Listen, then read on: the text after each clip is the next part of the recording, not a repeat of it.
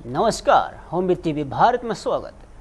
उत्तर प्रदेश की योगी सरकार मत्स्य पालन को आधुनिक तकनीक और डिजिटल सुविधाओं से जोड़ते हुए इस क्षेत्र को नई दिशा देने में जुटी है और राजधानी लखनऊ में मत्स्य मंत्री डॉक्टर संजय निषाद ने मत्स्य पालकों के लिए 7 नई योजनाओं के पोर्टल का शुभारंभ किया।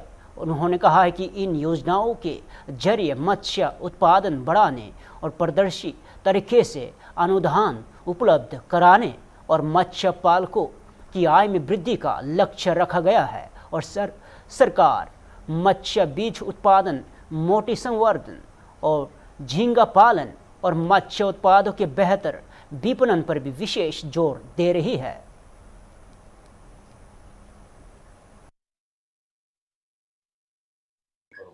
इलेक्ट्रॉनिक और प्रिंट सब के माध्यम से आप सब लोग बधाई देते हुए कि उत्तर प्रदेश सरकार मत्स्य विभाग के उत्पादन, मत्स्य विभाग से क्षेत्र से जुड़े हुए जितने भी इससे लाभार्थी हैं या इसमें व्यवसाय करना चाहते हैं और कर रहे हैं, इसके उत्तर प्रदेश की $1 ट्रिलियन इकोनॉमिक का जो लक्ष्य रखा है उसमें मेरा ग्रोथ रेट भी 27 है, थोड़ा और भी रहे और हम उसमें सहयोग कर सकें उत्तर प्रदेश के विकास में। उसके लिए हम लोग अब तक तो उत्तर प्रदेश 1 नंबर पर उत्पादन में था ही। अभी हम लोग चाहते हैं कि हम जो आत्मनिर्भर बने, हम दूसरे प्रदेश पर निर्भर थे, वहाँ से बीज लाते थे और हमारे लोग दूसरे प्रदेश और देश में जाके कमाने जाते थे, तो हम लोग चाहते हैं कि खुद यहाँ रोजगार के साधन बढ़ाए।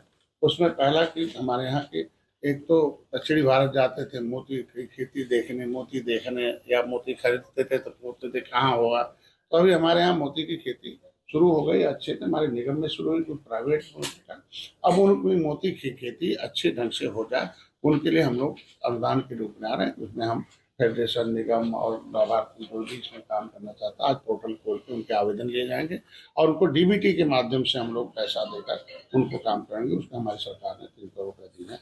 तो आज भौगोलिक स्थिति को देखते हुए जो हमारी बाहर से मछली आती थी, हम देखने गए थे, तिलपिया साल में 4 बार ब्रीडिंग करती है। चाइना अकेले तिलपिया बेच के दुनिया में मछली के क्षेत्र में उत्पादन। तो मैं चाहता हूँ कि हमारा प्रदेश भी उसको उत्तर प्रदेश हो कि साल में 1 बार ब्रीडिंग करने वाली और 4 बार ब्रीडिंग करने वाली, बहुत फास्ट ब्रीडिंग और चिकन टेस्ट की मछली है, वो उसके लिए दुनिया में लोग पसंद भी करते हैं।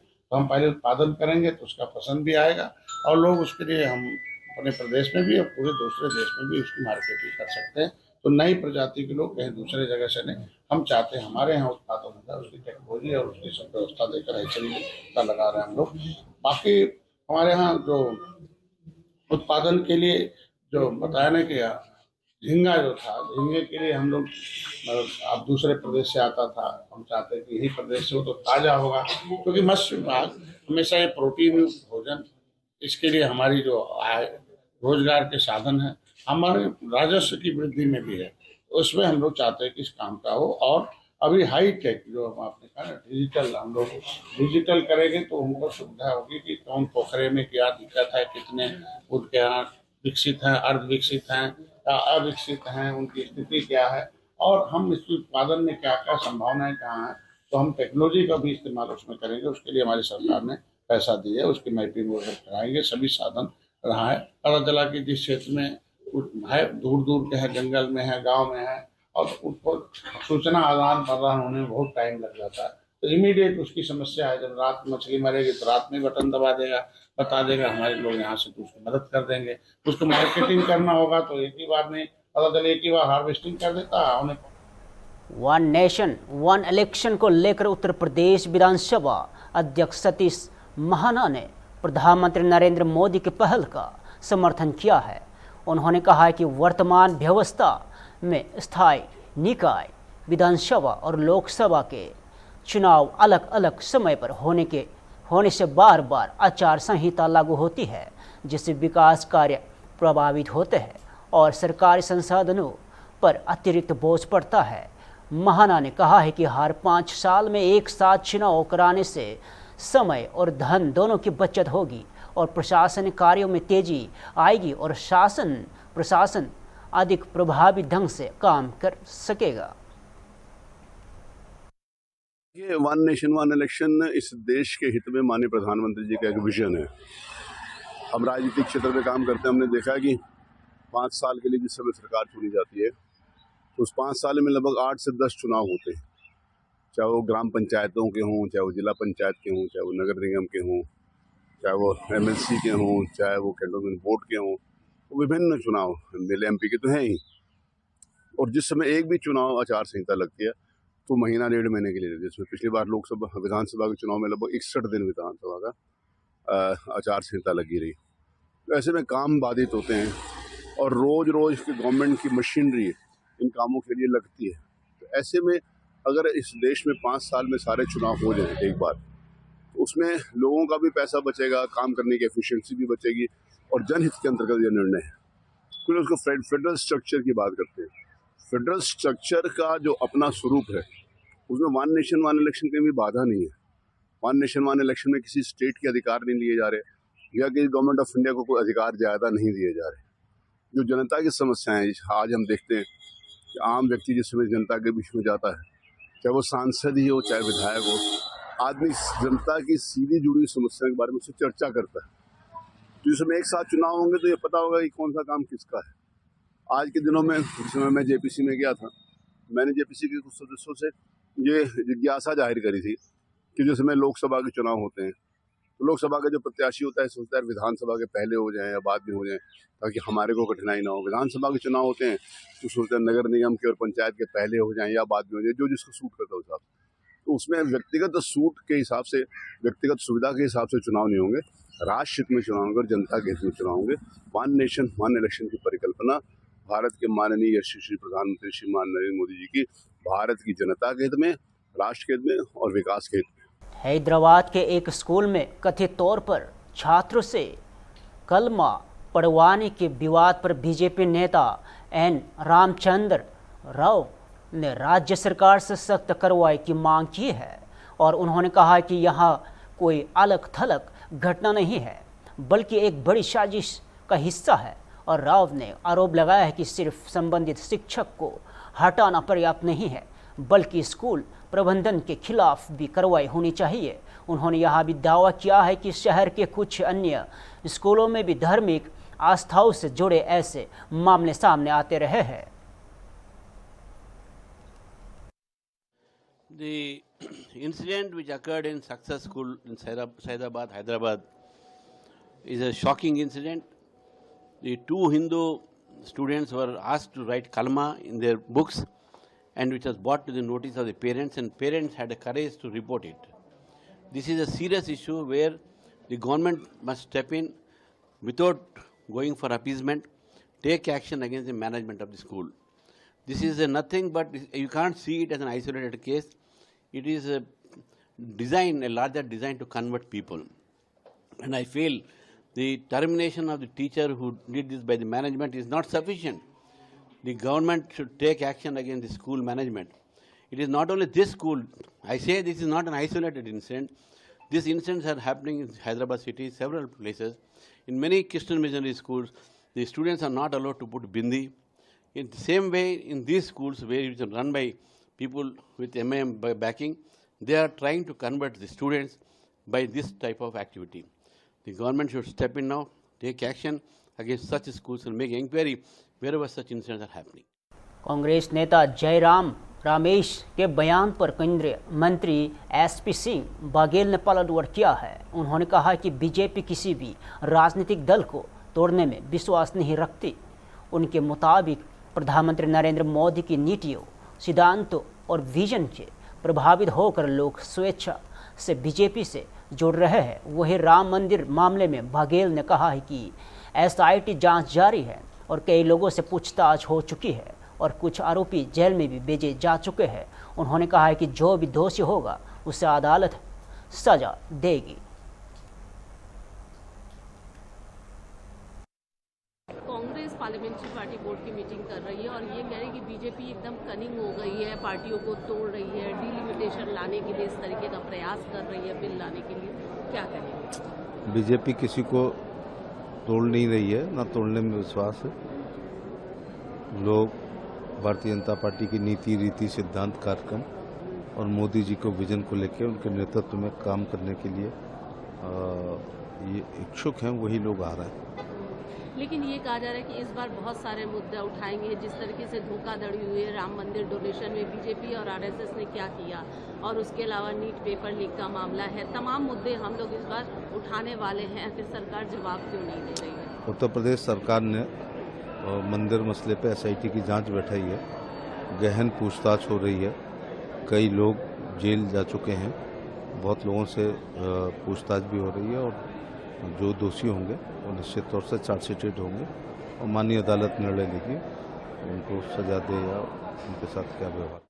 सीतापुर जिले के मिश्रिख कोटवाली क्षेत्र में एमडी इंटर कॉलेज के पास सड़क पर एक विशाल यूकेलिप्टस पर पेड़ गिरने से मिश्रिख सिंढोली मार्ग के घंटों तक पूरी तरह बाधित रहा और पेड़ गिरने से बिजली का पोल और तार भी टूट गए।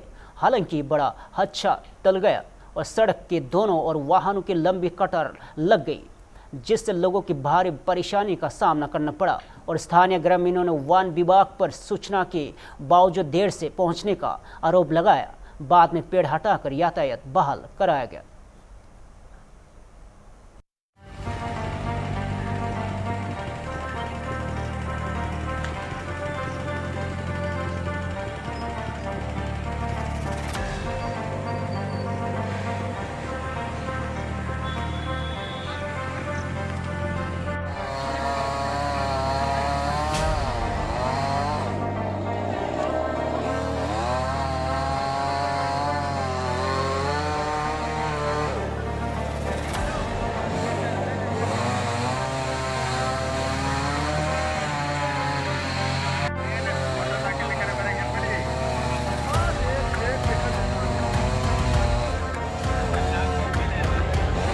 से सिधौली मार्ग पे लौटा पेड़।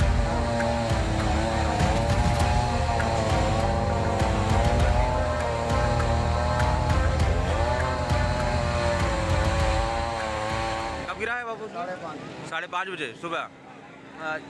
कब लगभग 7-8 घंटे हो गए, 3-4 घंटे हो गए। 3 घंटे से रोड बाधित पड़ी है। ये जो साफ करने के लिए आए हैं, ये कौन से? नगर पालिका से? वन विभाग से। इनको सूचना किसने दी, पता है आपको?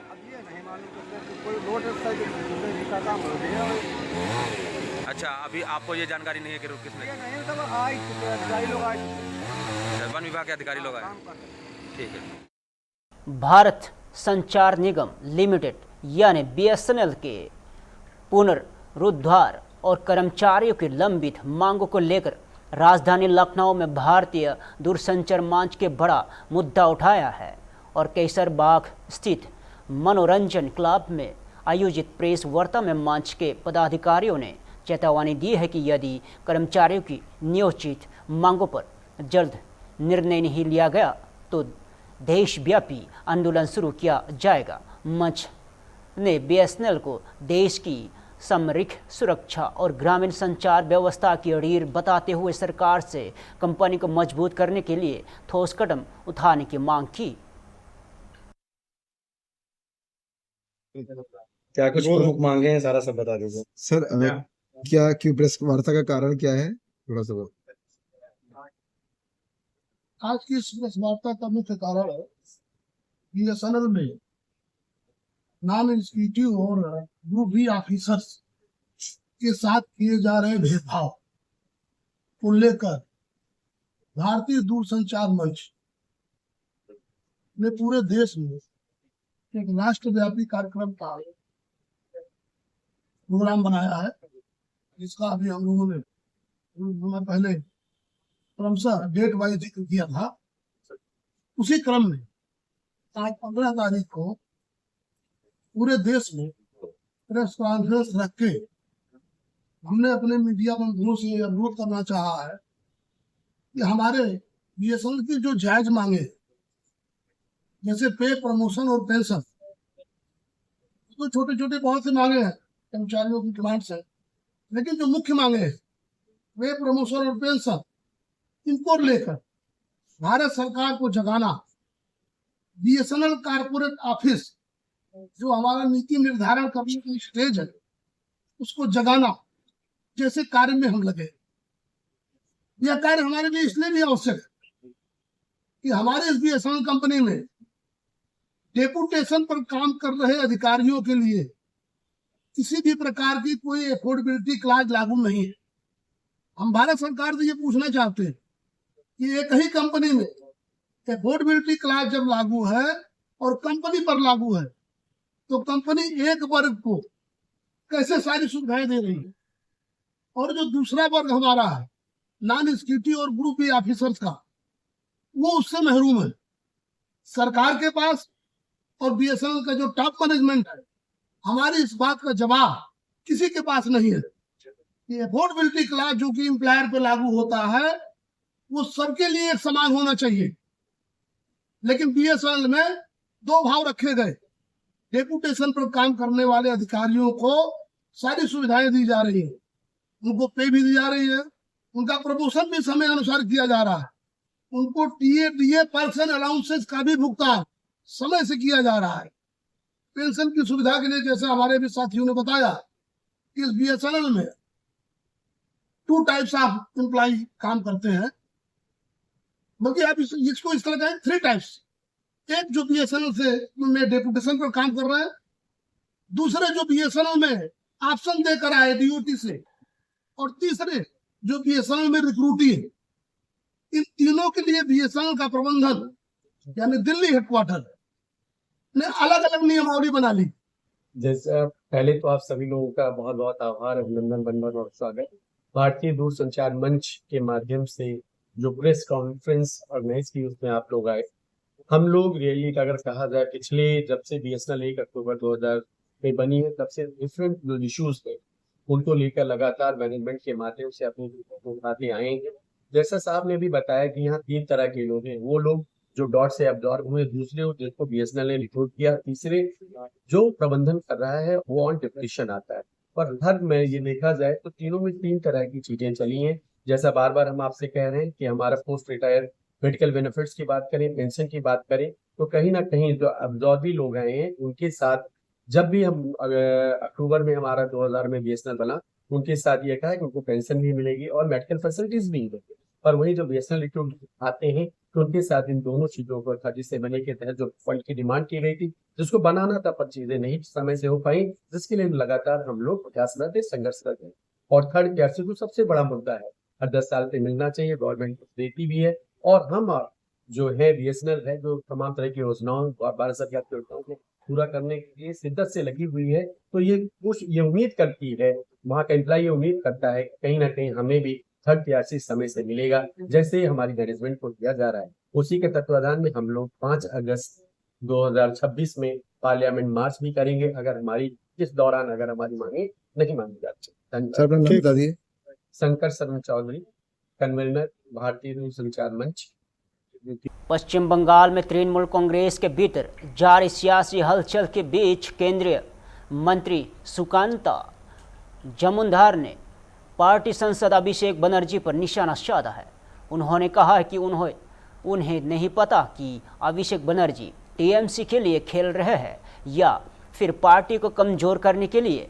और जमुनदार ने दावा किया है कि टीएमसी छोड़ने वाले के नेता अपनी नाराजगी के लिए अभिषेक बनर्जी को जिम्मेदार ठहरा रहे हैं।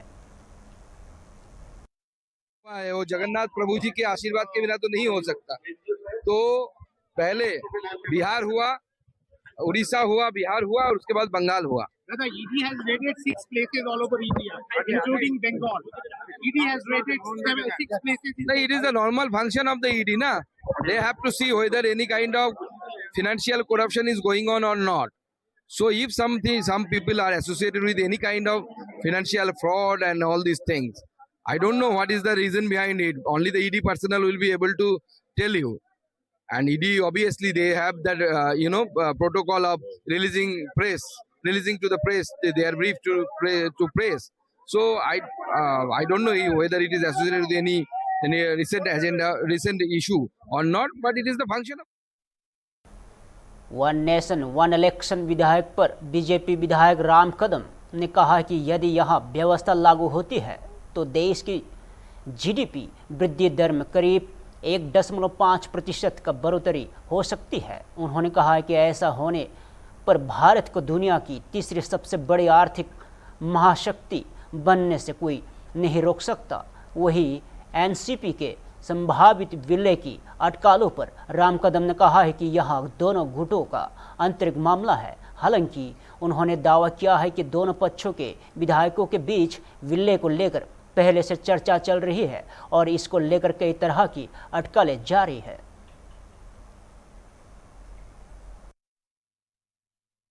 पार्लियामेंट सेशन में इस बार जो वन नेशन वन इलेक्शन का बिल है वो पेश हो सकता है। उसको लेके इलेक्शन कमीशन ने कहा है कि 6 महीने का टाइम लगेगा और 2028 के जो चुनाव होंगे वो हो सकते हैं वन नेशन वन इलेक्शन के जरिए।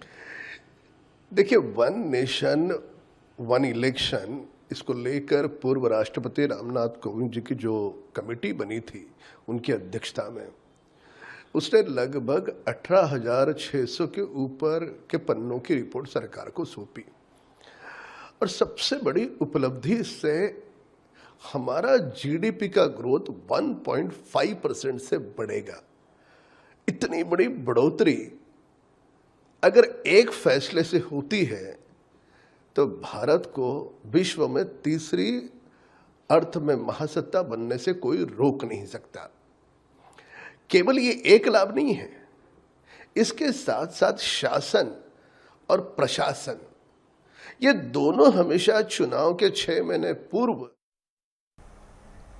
संसद के आगामी मानसून सत्र से पहले बीजेपी सांसद जगदम्बिका पाल ने विपक्ष से सदन को सुचारू रूप से चलाने की अपील की है। उन्होंने कहा है कि लोकसभा जनता द्वारा चुने गए प्रतिनिधियों का मंच है, जहां जनहित के मुद्दों पर सार्थक चर्चा और निर्णय होने चाहिए।